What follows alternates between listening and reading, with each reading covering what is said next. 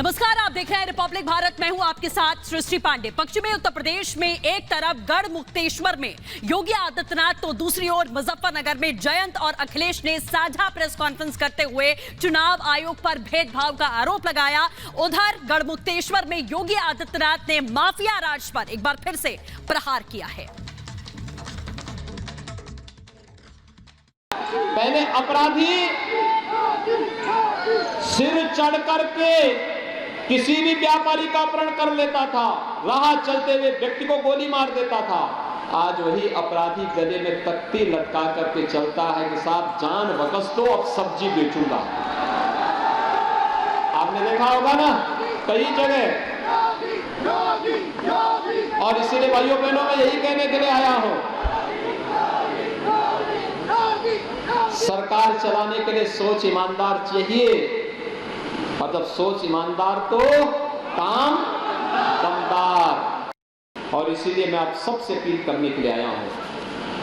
आपको लगता है कि जो विकास, राष्ट्रवाद और सुशासन का जो एक बेहतर माहौल भारतीय जनता पार्टी की डबल इंजन की सरकार ने दिया है, अगर ये इसी प्रकार से अनवरत जारी रहे, अगर आप चाहते हैं कि थानों का संचालन कोई हिस्ट्री सीटर न करे, अगर आप चाहते हैं अपराधों पर अंकुश बना रहे, अगर आप चाहते हैं बेटियां सुरक्षित रहें, अगर आप चाहते हैं अन्नदाता किसानों को इसी प्रकार से सम्मान मिलता रहे, अगर आप चाहते हैं दंगाइयों को और पेशेवर माफियाओं के घरों पर सरकारी बुलडोजर इसी प्रकार से चलता रहे, अगर आप चाहते हैं नौजवानों को रोजगार की सुविधा इसी प्रकार से मिलता रहे, तो इसके लिए भारतीय जनता पार्टी आवश्यक है।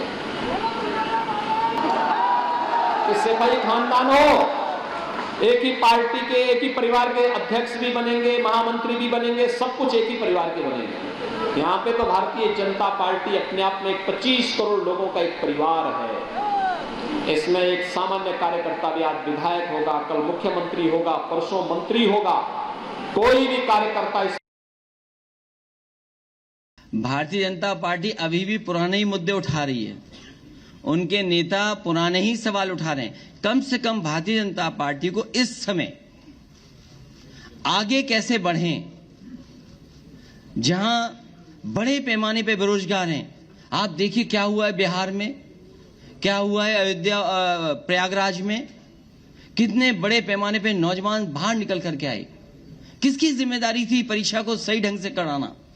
आरआरबी एनटीपीसी को लेकर के जो आंदोलन कर रहे नौजवान, कितना अपमानित होना पड़ रहा है उन्हें।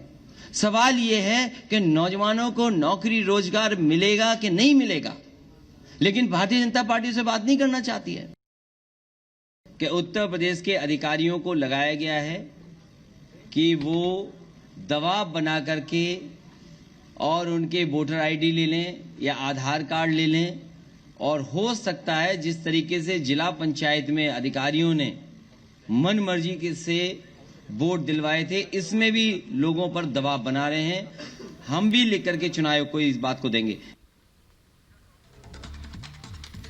तो रिपब्लिक भारत की बस पहुंच चुकी है गाजियाबाद। देखते हैं यूपी का महाभारत गाजियाबाद से।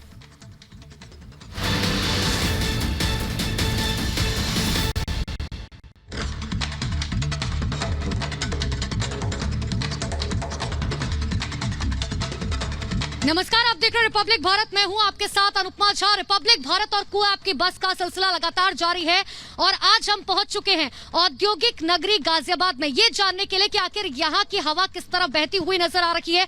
जिस तरह 2017 में भारतीय जनता पार्टी की तरफ से जो दावे और वादे किए गए थे, क्या गाजियाबाद की सड़कों पर, क्या गाजियाबाद के स्वास्थ्य सेवाओं में वो सारी चीजें नजर आ रही है? यही जानने के लिए एक बड़ा पैनल हमारे साथ ग्राउंड जीरो पर मौजूद है।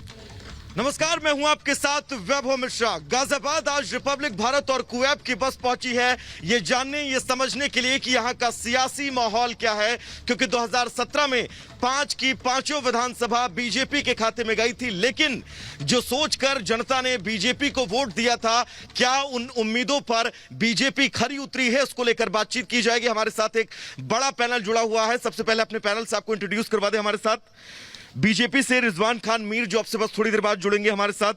रमनीश वत्स राजनीतिक विश्लेषक है, बहुत बहुत स्वागत है सर आपका हमारे साथ। संजीव चौधरी समाजवादी पार्टी का पक्ष रखेंगे हमारे साथ। मनोज तिवारी कांग्रेस का पक्ष रखेंगे हमारे साथ। इंद्रजीत सिंह जो आरएलडी का पक्ष रखेंगे। शुरुआत में संजीव चौधरी जी आप ही से करना चाहूंगा। आपका और आरएलडी का गठबंधन हुआ, इस गठबंधन के बाद कहा यह गया कि शानदार लड़ाई जो है वो समाजवादी पार्टी और आरएलडी लड़ेगी, लेकिन मांड विधानसभा सीट और बिजनौर की सदर सीट, यहां पर दोनों प्रत्याशी समाजवादी और आरएलडी के आमने सामने हैं। इसकी वजह क्या है? Mike sir.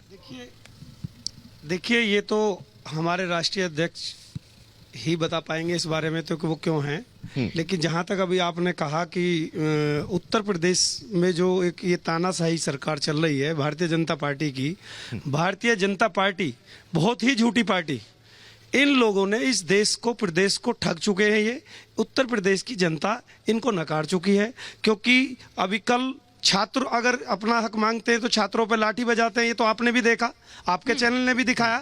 छात्रों पे लाठी बजा रहे हैं, किसानों पे लाठी बजा रहे हैं, रोजगार ये दे नहीं पा रहे हैं, सड़कें ये दे नहीं पा रहे हैं, स्वास्थ्य की चिकित्साएं यहाँ गाजियाबाद में देख लीजिए। मैं आपको रोकना नहीं चाह रहा था, लेकिन जी सवाल मेरा जो था उस सवाल का मैं जवाब आपसे चाहता हूँ। वो एक बड़े नेतृत्व का वो सवाल है जो आपने मुझसे किया है, वो नेतृत्व तय करता है। और जिसको हमारे राष्ट्रीय अध्यक्ष श्री अखिलेश यादव जी और श्री जयंत चौधरी जी, जिसको भी प्रत्याशी बना के मैं बता देता हूं, आपका सवाल का उत्तर देता हूं, जिसको प्रत्याशी बना के भेज देते हैं वही पूरे कार्यकर्ताओं के लिए, सबके लिए वही राष्ट्रीय अध्यक्ष अखिलेश यादव जी को देखते हुए पूरा कार्यकर्ता उसमें लगा हुआ है। और हम पूर्ण बहुमत की सरकार डिबेट में सबको शामिल कर लेते हैं, फिर मैं आपको और मौका दूंगी बोलने का। बीजेपी से रिजवान खान मीर हमारे साथ है। सर, डिबेट की शुरुआत ही जो है विपक्षी दलों की तरफ से आपके ऊपर शिकायत के साथ की गई है, इतने आरोपों के साथ कि ना आप रोजगार दे पा रहे, ना सड़कें बनवा पा रहे, ना स्वास्थ्य सुविधाएं हैं गाजियाबाद में। देखिए, पहले तो मैं बड़े अदब और सम्मान के साथ सभी को आज 73वें गणतंत्र दिवस की हार्दिक शुभकामनाएं प्रेषित करूंगा। और मैं बताना चाहूँगा कि उत्तर प्रदेश का जो हाल पिछली सरकार में था, आज मैं केवल 5 बातों में ही पूरी बात को समेट दूंगा।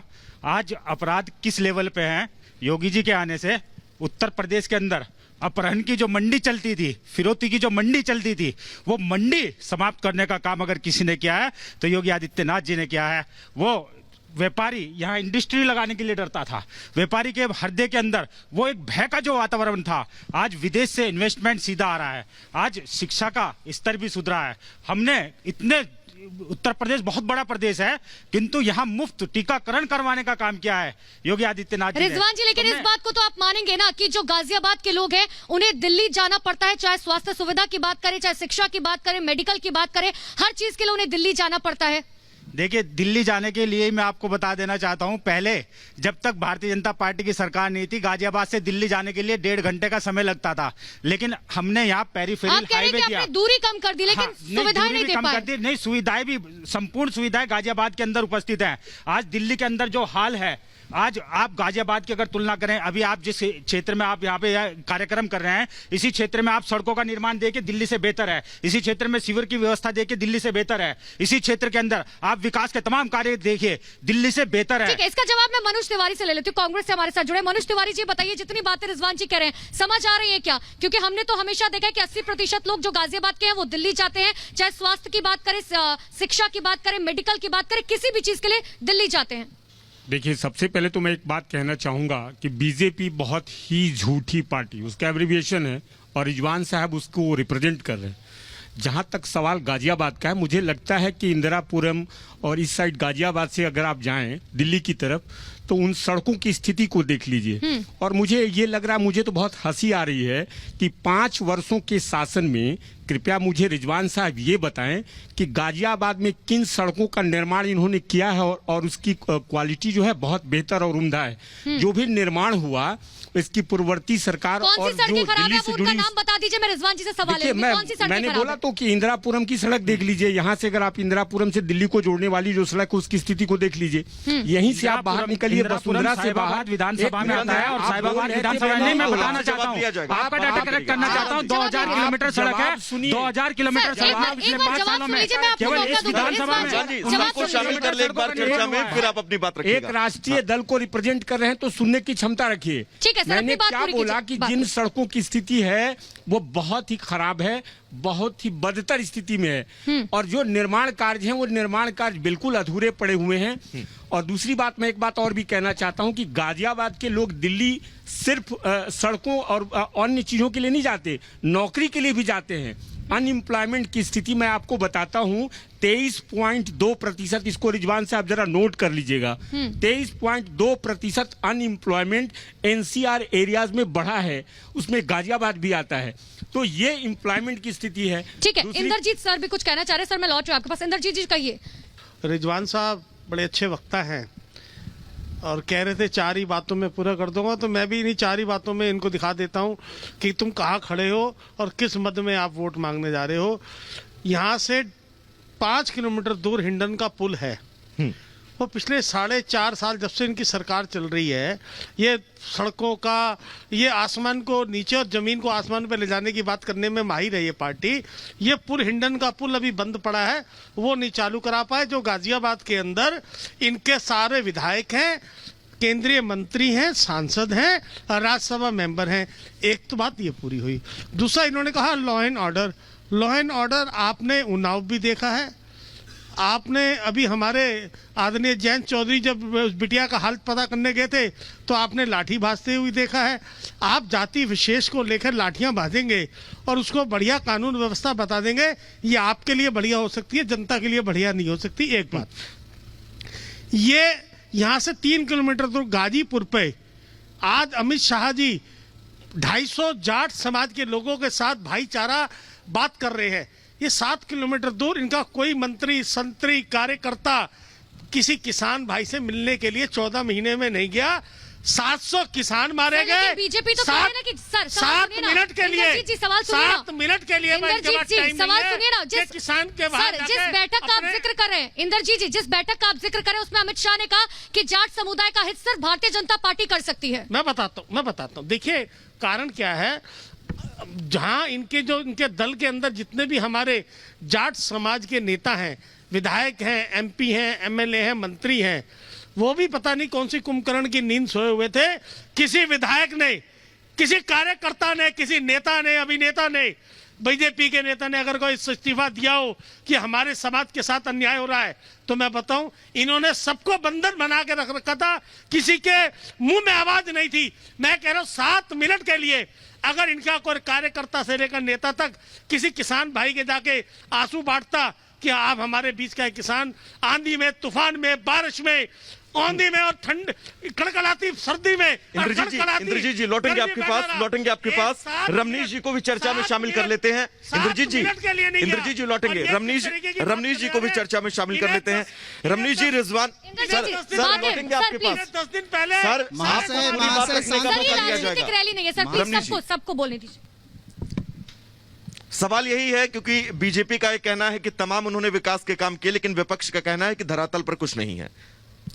देखिए, हमने 2012 से 17 के बीच में भी देखा था वो पल जब माफियाओं का चलता था, यहाँ पे गुंडा राज जब चलता था।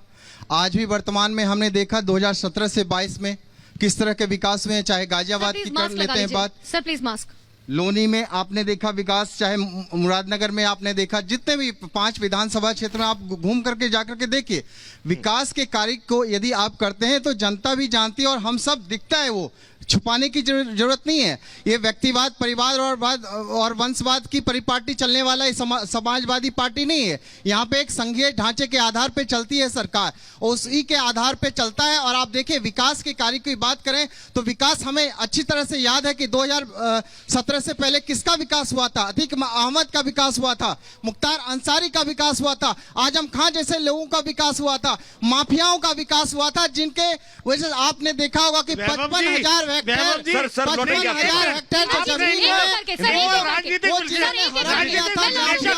मौका मिलेगा पूरा मौका मिलेगा। योगी सरकार ने ही वापस लिया और आज देखिए गौशाला का निर्माण किया जा रहा है। विकास की यदि बात की जाए तो विकास होनी चाहिए। आपकी तरह नहीं, समाजवादी पार्टी की तरह नहीं, जो सिर्फ और सिर्फ एक जातिवाद की बात करती है, जो वंशवाद की बात करती है, परिवारवाद की बात करती है। 42 लाख यदि मकान बनाए गए थे योगी सरकार में, तो वो मुसलमान को देखते हुए नहीं, हिंदू को देखते हुए नहीं, लगातार 2.5 साल से आपने देखा कि 15 करोड़ लोगों को भोजन दी जा रही है, उसमें जाति को नहीं देखा जा रहा है। राशन यदि दी जा रही है तो उसमें जाति नहीं दिखाया जा रहा है। रिजवान जी से भी ले लेती हूँ। रिजवान जी ये बताइए, विपक्ष की तरफ से लगातार कहा जा रहा है कोरोना काल में जो है किस तरीके की स्थितियां थी सबने देखी। उन्होंने इंदिरापुरम का जिक्र कर दिया कि आपने सड़कें नहीं बना पाए। वो कह रहे हैं नौकरियों के लिए लोगों को दिल्ली जाना पड़ता है। 5 सीटें आपके पास है सर, आप कर क्या रहे थे 5 साल में? देखिए, सबसे पहले तो मैं बताना चाहता हूं, अपने इंद्रजीत सिंह जी जो हैं बड़े सम्मानित और मतलब अब दूसरे लोकदल में हैं वो, लेकिन वो बड़े सम्मानित नेता हैं गाजियाबाद के। और इस गाजियाबाद की साहिबाबाद विधानसभा की सबसे बड़ी उपलब्धि मैं आपको बताता हूं, क्योंकि जो प्रत्यक्ष को प्रमाण की आवश्यकता नहीं होती है, जो कैलाश मानसरोवर यात्री स्थल संपूर्ण भारत का पहला ऐसा यात्री स्थल जिसके लिए पूरे भारत से लोग यात्रा के लिए चल के आते थे और दिल्ली के अंदर होटलों में रहते थे। इंदिरापुरम का जिक्र कीजिए। इंदिरापुरम का सवाल आया समाजवादी की तरफ से। हाँ, वो यही मिला इसी क्षेत्र में जहाँ आप ये कार्यक्रम कर रहे हैं। इंदिरापुरम की सड़कें क्यों नहीं बन पाई? जब मैं बता रहा हूँ, इंदिरापुरम के अंदर ऑन रिकॉर्ड 2000 किलोमीटर इस विधानसभा में सड़कें हैं और 1900 किलोमीटर सड़कों का पूर्ण निर्माण हो चुका है। 1900 किलोमीटर सड़कें एकदम बिल्कुल नहीं है, और जहाँ बची हैं थोड़ी भी गली कूचे बन गए हैं, गली कूचे जहाँ कभी एक ईंट सपा की सरकार में लगी नहीं, आज वहां इंटरलॉकिंग टाइल और आरसीसी सीमेंट का वर्क हो चुका है। रिजवान जी, पुल को लेकर भी एक सवाल था। पानी यहाँ मिल चुका है, पुल को लेकर भी एक सवाल है, यहाँ मिल चुकी है। इंद्रजीत जी की तरफ से पुल को लेकर भी एक सवाल है। रिजवान भाई जवाब नहीं दे पाएंगे। पुल को लेकर भी सवाल है इंद्रजीत जी की तरफ से। मैं वही बता रहा हूँ जहाँ ये बात कर रहे हैं, वही अंडरपास बना है, वही एक भाई मैं एक ही बात कर रहा हूँ, आप बी का जवाब दे रहे हो। मैं बी की बात कर रहा हूँ, सी का जवाब दे रहे हो। पहले सुनिए, मुझे एक का जवाब मेरे बड़े भाई। ठीक है इंद्रजीत जी, जवाब दे लेते हैं सर। आप जो पुल की बात कर रहे हैं वो पुल की बात आप सुनिए ना, उस पुल की बात सुनिए आप। उस पुल में वही अंडरपास बना है हिंडन के पास, वही उससे एक सीधा मेरठ मोड़ से ताज एक्सप्रेस वे के लिए प्रताप विहार होते पूरा फ्लाईओवर बना है। आपसे मोहन नगर में आपको जाम की स्थिति याद होगी, 1.5 घंटे 2-2 घंटे गाजियाबाद जाने के लिए मोहन नगर में जाम रहता था। वो 1.5 घंटे 2-2 घंटे का जाम गाजियाबाद के अंदर आदरणीय जनरल वीके सिंह ने फ्लाईओवर बनाया और वहीं से एक और अंडरपास बना। बरसात के मौसम में आप क्या गाजियाबाद से बाहर चले जाते हैं क्या सर? गाजियाबाद की हालत देखिए, बरसात होती है पूरा समय दिया पानी भरा होता है, वो तस्वीर आप भूल जाते हैं क्या सर? मैडम जी 1 मिनट का समय मैं लौट रही हूँ सर। वो आज गाजियाबाद की जो स्थिति है वो कल के गाजियाबाद से कल के गाजियाबाद से नहीं, ये बताइए आज की स्थिति क्या है? बरसात में आप गाजियाबाद से बाहर चले जाते हैं क्या? लोनी की तस्वीर उठाकर देखिए सर, बरसात के मौसम में क्या हाल होता है लोनी का। नहीं, लोनी के अंदर आदरणीय रिजवान साहब से कॉलोनियां एक जैसी नहीं सवाल है। करना चाहता हूं।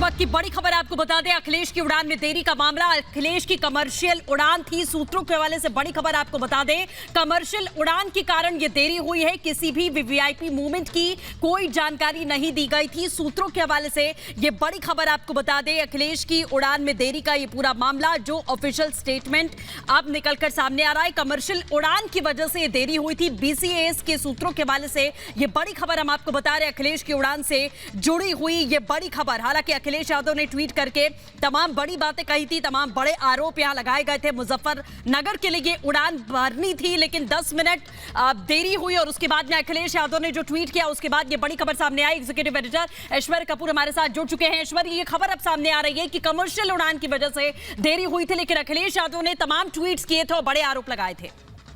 जी देखिए, और ये जो हमारे सूत्र बता रहे हैं बीसीएएस में, वो हमको बता रहे हैं साफ तौर से कि वहां पे 2 प्लेन थे, एक कमर्शियल एयरलाइनर और एक पैसेंजर एयरलाइनर, जिसके चलते एटीसी से ये कम्युनिकेट किया गया चॉपर के पायलट को कि अगर आप 5 से 10 मिनट रुक सकते हैं तो एक पैसेंजर एयरक्राफ्ट और एक कमर्शियल एयरलाइनर को वो निकलने देना चाहते हैं। और जब वो कम्युनिकेशन हुआ, प्रोसेस फॉलो हुआ, क्योंकि वीवीआईपी मूवमेंट नहीं था, एक पैसेंजर एयरक्राफ्ट था, जिसके चलते उस एयरपोर्ट से अखिलेश यादव के चॉपर को इंतजार करना पड़ा। उस चॉपर से ठीक पहले एक वीवीआईपी मूवमेंट हुई थी, लेकिन 2 VVIP movement, 2 back to back chopper से पहले एक कमर्शियल एयरलाइनर को उड़ने की अनुमति एटीसी के द्वारा दी गई, जो कि प्रोसीजर्स के चलते है। तो ये जो आरोप लगाए जा रहे थे वो कि वो एक और वीवीआईपी मूवमेंट के चलते और जानबूझ के अखिलेश यादव के चॉपर को नहीं उड़ने दिया गया, सूत्रों के हवाले से, जो कि bureau of civil aviation and services का है, जो कि सारे कंट्रोल करते हैं, चाहे वो कमर्शियल एयरलाइनर्स हो या फिर वीवीआईपी चार्टर्ड प्लेन चॉपर्स, वो साफ तौर से बताया जा रहा है कि सिर्फ और सिर्फ एक कमर्शियल एयरलाइनर के चलते उस चॉपर को, जिसमें कि अखिलेश यादव को उड़ना था, उसको थोड़ी देर का विलंब हुआ, उसमें उनको थोड़ा इंतजार करना पड़ा। जी बिल्कुल, अखिलेश यादव ने जिस तरीके से ट्वीट किया था ऐश्वर्या, यहाँ पर संघर्ष की बातें उनकी तरफ से की गई थी कि समाजवादी संघर्ष के इतिहास में ये दिन भी दर्ज होगा, लेकिन अब ये ऑफिशियल स्टेटमेंट है कि जो नॉर्मल प्रोसीजर होता है उसके आधार पर बीसीएस के सूत्रों के हवाले से ये खबर आई है। तो क्या ये सारी चीजें उस वक्त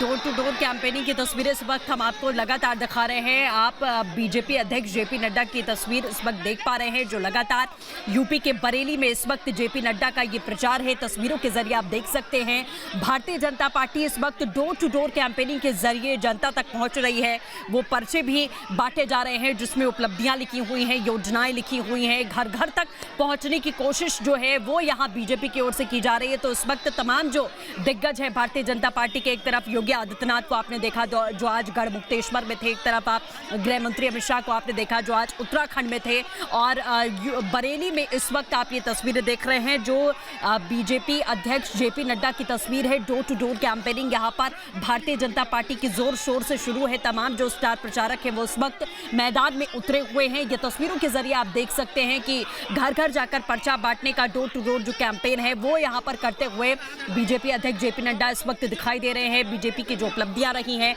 5 साल में और आने वाले समय में किन मुद्दों के आधार पर वो चुनाव लड़ रहे हैं, जनता को सीधे तौर पर जनता के दिल में कैसे जगह बनानी है, कैसे अपनी योजनाओं को पहुंचाना है, 5 साल तक जो भी काम धरातल पर किए हैं वो जनता को बताने के लिए इस वक्त भारतीय जनता पार्टी मैदान में उतरी हुई है। जो तस्वीरें आप रोजाना देख रहे हैं कि चाहे हम योगी आदित्यनाथ की बात करें, खास अमित शाह की बात करें या फिर जेपी नड्डा की बात करें, कल सीधे तौर पर आपने देखा था कि राजनाथ सिंह भी मैदान में उतरे हुए थे। तो शाहजहांपुर की बात नहीं, ये बरेली में डोर टू डोर कैंपेनिंग करने के लिए इस वक्त जेपी नड्डा पहुंचे हुए हैं। आप साफ तौर पर देख सकते हैं कि बाजार का ये इलाका इस वक्त तस्वीरों में दिख रहा है। तमाम जो लोग हैं आसपास के उन्हें पर्चा बांटते हुए नजर आ रहे हैं और लोगों तक जो भी सोच विचारधारा या आगे क्या कुछ लेकर भारतीय जनता पार्टी जनता के लिए आएगी, क्या योजनाएं होंगी, किस तरीके से वो काम करेंगे, आने वाले 5 साल में क्या काम का दावा कर रहे हैं, वो सब कुछ बताने के लिए इस वक्त डोर टू डोर कैंपेन।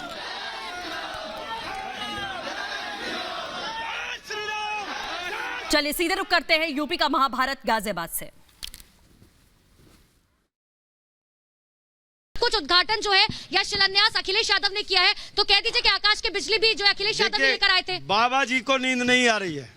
बाबा जी रात को सोते हैं, अखिलेश जी का नाम जपते हैं, जयंत चौधरी का नाम जपते हैं। और अखिलेश जी को सुबह उठते, बोले दीजिए सुबह उठते हैं तो अखिलेश जी का और जयंत चौधरी का नाम जपते हैं। हाँ। उनको पता है कि सरकार आपकी जा रही है क्योंकि इन्होंने किसानों को पीटा है, नौजवानों को पीटा है। अखिलेश और जयंत चौधरी का अगर आप नाम लेंगे तो मांट और बिजनौर सदर सीट का सवाल मैं आपसे फिर पूछूंगा। मैं देख रहा था। हाँ। हमारी बहनों के ऊपर, हमारी बहनों के ऊपर लाठियां बजवा रहे हैं। अगर आप रालोद और समाजवादी का नाम लेंगे तो मांट और बिजनौर सदर का सवाल मैं फिर आपसे पूछूंगा। देखिए वहां पर 2 प्रत्याशी क्यों आपने उतारे? पार्टी भारतीय जनता पार्टी केवल झूठ बोल के, हिंदू मुस्लिम करके इस प्रदेश में आई थी, इस देश में आई थी, लेकिन उत्तर प्रदेश की जनता, उत्तर प्रदेश का नौजवान, उत्तर प्रदेश के किसान, उत्तर प्रदेश के छात्र सजग हो चुके हैं, जाग चुके हैं।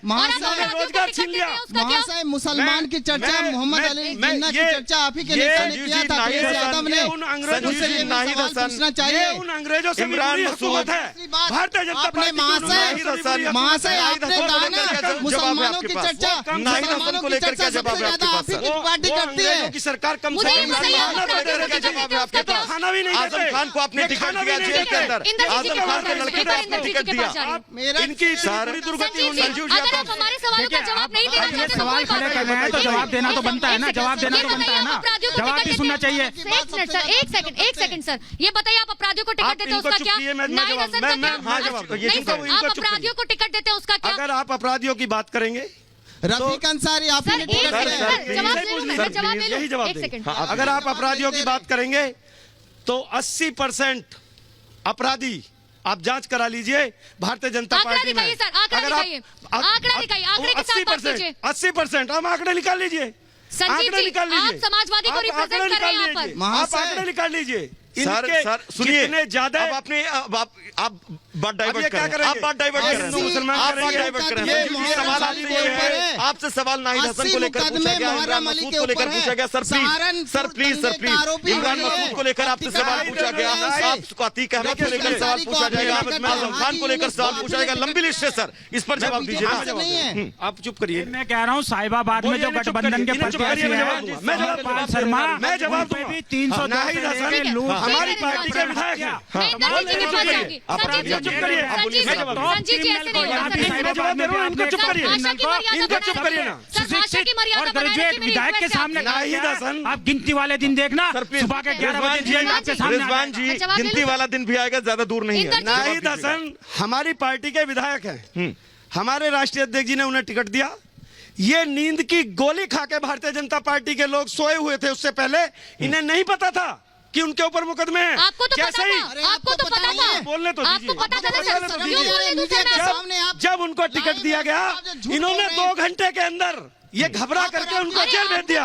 केवल उत्तर प्रदेश की जनता को एक ये मैसेज देना चाहते थे कि हम मुसलमानों के विरोधी हैं, मुसलमानों को जेल भेजना चाहते हैं। जी कुछ कहना चाह रहे हैं बहुत देर से। उत्तर प्रदेश में हिंदू मुसलमान चिल्लाने से आपका झूठ सच नहीं हो जाएगा। आपकी इंद्रजीत जी जवाब दीजिएगा। रिजवान जी लौटेंगे आपके पास। इंद्रजीत जी क्या है आपके जैन चौधरी जी? रिजवान जी प्लीज, रिजवान जी प्लीज, अस्सी वक्त पर बोलिए। आपका नाम इंद्रजीत है सर, आपका नाम इंद्रजीत है। रिजवान जी, रिजवान जी, रिजवान जी, अभी 10 मार्च आने में मुख्यमंत्री भी ऐसे हैं जो अपने ही मुकदमे, स्वयं के मुकदमे मुख्यमंत्री रहते हुए वापसी ले रहे हैं। आप हैसियत की बात करते हैं। अरे सर प्लीज, संजू जी, इंद्रजीत जी से सवाल है ना, इंद्रजीत जी जवाब दीजिएगा। सर आपका नाम इंद्रजीत है। देखिए वैभव जी, आपने इस डिबेट को ना सब्जी मंडी की आड़त बना दी। आप समझिए मेरी बात। आप नेताओं को कहिए, पत्रकारों को नहीं। मैडम सुनिए, आप एक कंडक्ट कर रहे हैं, आप मुद्दों की बात कीजिए। इसको सब्जी मंडी या आड़त की शुरुआत दुकान मुद्दों से ही हमने की। देखिए मैं बताऊं, आपके नेता भी लेकर गए आपका चैनल एक बड़ा चैनल है, आपका इतना पैसा, इतनी इन्वेस्टमेंट, टाइम की कीमत है।